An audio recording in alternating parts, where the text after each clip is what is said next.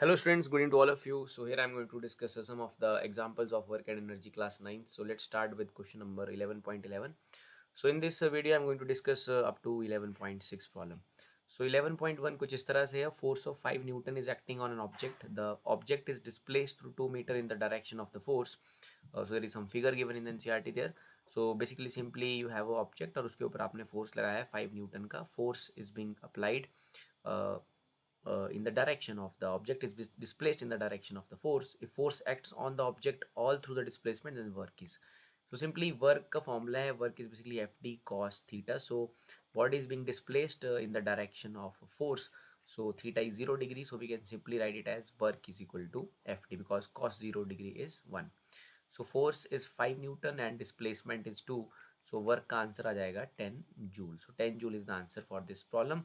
You simply use the formula of the work done, or this expression of work is basically the work due to a constant force. So constant force of 5 Newton is being applied on the object. So answer for the work is 10 joules. Let's now come to the question number second there. A porter lifts a luggage of 15 kg from the ground and puts it on his head 1.5 meter above the ground. Calculate the work done. So again we use the formula that is work is equal to force into displacement, and basically वो उसको displace कर रहा है in the upward direction, and the force is also applied in the same direction, in the direction of displacement. So we simply write work is equal to force into displacement. So to lift work is like force into displacement, तो force की जगह पर आ जाएगा students mg. तो lift करने के लिए उसको जो अप्लाई करना पड़ेगा फोर्स, वो करना पड़ेगा उसके वेट के बराबर, that is mg. And displacement is of 1.5 metre. So mass is given to us, it is 15. Suppose g को हम 10 लेते हैं, इट इज़ 15.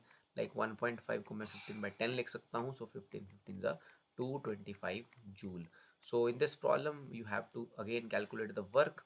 सो यहाँ पर आपने फोर्स की जगह पर mg पुट किया है. So answer is 225 joule. So 225 joule is second problem का answer. So let's now come to the question number third there. Object of mass 15 kg moving with a velocity of 4. What is the kinetic energy possessed by the object? So students, kinetic energy का जो formula है वो है half mv square. So it is like mass हमारे पास दे के रखा है, it is 15 and v square is like 4 square.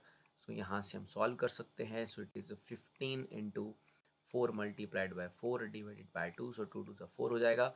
It is like 30 into 4, it is 120 joule. 120 joule is the answer for the kinetic energy. Kinetic energy का formula है students half mv square. This is the kinetic energy possessed by the object there. So let's now come to question number 4 students. 11.4. What is the work to be done to increase the velocity of car from 30 to 60 km per hour if the mass of car is 15,000 kg? तो students जो work है, या इसे मैं कह सकता हूँ work energy principle, वह work is equal to change in kinetic energy. So मैं सिंपली यहाँ पर लिख सकता हूँ work is equal to change in kinetic means half m v f square minus half m v I square, that is initial velocity and this is final velocity. So work is simply equal to change in kinetic energy, also known as the work energy principle. और यहाँ पर हमारी जो velocity है वो 30 से 60 हो जाती है.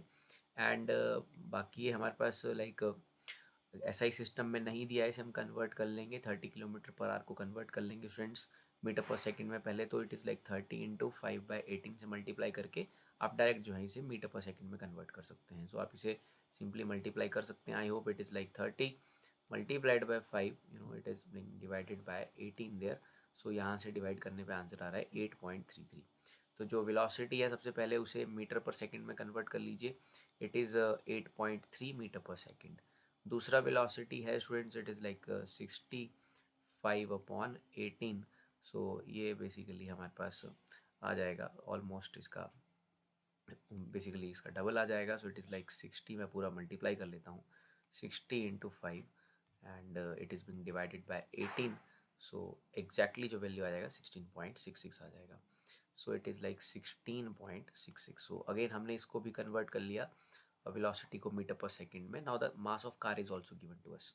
सो हमसे वर्क पूछा है, वर्क होता है change in kinetic energy, final kinetic energy minus initial. So half mass को हम कॉमन ले सकते हैं स्टूडेंट्स, इट इज़ 1500. और चेंज इन काइनेटिक एनर्जी जो है वो है like it is V F square. Basically इस बात का भी आपको ध्यान रखना है, इट इज़ 16.66 का स्क्वायर माइनस इट इज़ 8.33 का square. So this is the expression there. So इसको हम कैलकुलेटर की मदद से जो है वो सॉल्व कर लेते हैं। फिलहाल आप इसे प्रॉपरली कैलकुलेट करेंगे।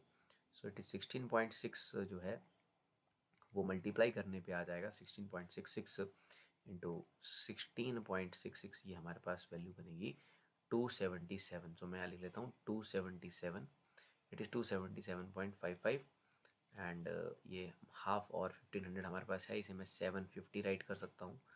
सो it is 750 into this and minus करना है हमने 8.3 का स्क्वायर यहाँ पर। सो it is like 8.33 multiplied by 8.33 जो कि आ जाएगा 69.38। सो इट इज़ स्टूडेंट 69.38। तो इसे फर्दर हमें सॉल्व करना होगा। सो सॉल्व करने पर हमारे पास आंसर आएगा 277 माइनस, आप लोग जो है इसे प्रॉपरली खुद से सॉल्व करेंगे, माइनस 69.38 एंड इसे हमें अल्टीमेटली मल्टीप्लाई करना है 750 के साथ। सो हमारा जो आंसर है वो आ रहा है 156127, 156,157 joule is the answer for the work. So we simply use the expression that is work is equal to change in kinetic energy. So final kinetic energy minus initial, यहाँ ये किलोमीटर पर आवर में था, so we have to convert into meter per seconds. So this is the answer to the problem number 4. So this is the answer students there. बाकी थोड़ा जो NCERT में answer है उसमें थोड़ा सा डिफरेंस है, बिकॉज ये डेसिमल पॉइंट्स आप कहाँ तक लेते हो, कितना लेते हो, उससे थोड़ा बहुत आंसर में फ़र्क पड़ जाता है। So this is the answer for the problem. So let's now move to the question number 11.5 there. Find the energy possessed by an object of mass 10 kg when it is at a height of 6 meter off the ground. So potential energy का जो expression है student, it is basically mgh. So हमसे पूछा energy possessed, so energy possessed is basically the potential energy there, इसका expression है mgh. So M mass देके रखा है 10 और जी को कहा है 9.8 लेने को, और क्वेश्चन में हाइट भी देके रखा है हमारे पास 6, सो इट इज़ लाइक 60 इंटू 9.8, तो ये लाइक हमारे पास हम मल्टीप्लाई कर लेते हैं, इट इज़ 60 इंटू 9.8। अगर 10 लिया होता तो हमारे पास सीधा आंसर आ जाता, बट फिर भी still it is 588। So 588 joule is the answer for the potential energy there for the 11.5 problem. Now let's come to the 11.6 problem. So here we have an object of mass 12 kg is at a certain height above the ground. If the potential energy of the object is 480 joule, find the height and g को 10 लेना है।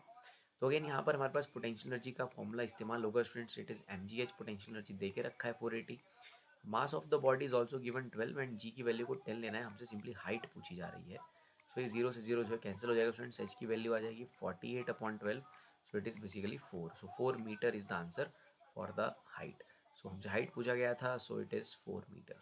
Thank you.